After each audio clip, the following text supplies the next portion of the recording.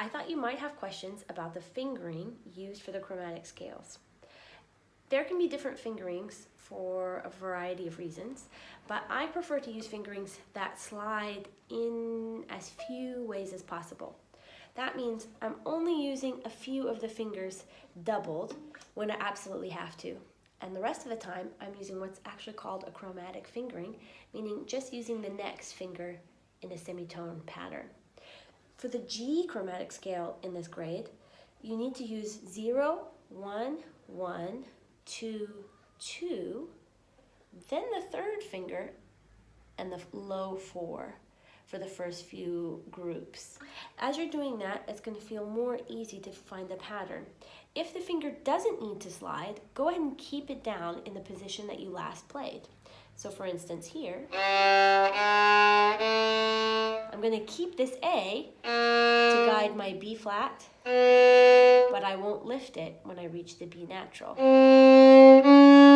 helps me know how far back to reach for the E flat on the next string, or D sharp if you're thinking of it as the ascending scale.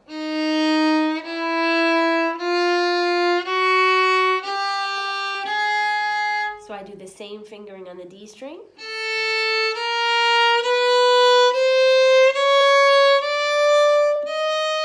Same fingering on the A string.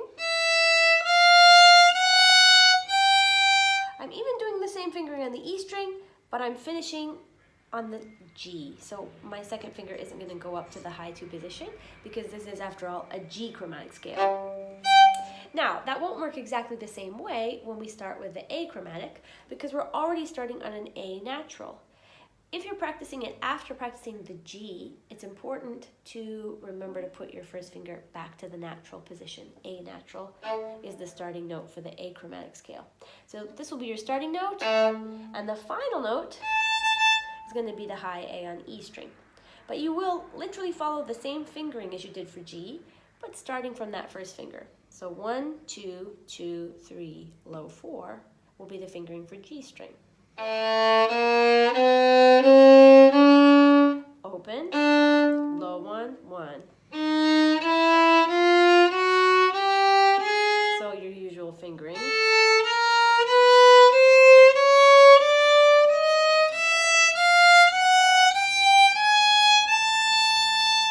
So that takes you all the way up to the top of your scale.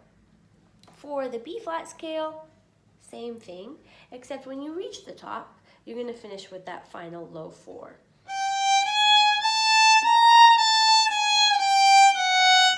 So when you're practicing, you can always remember that the groups that you're playing are only going to change not in fingering, but in starting note. So that's something that makes the chromatic scales also really easy to put together when you're practicing the groups.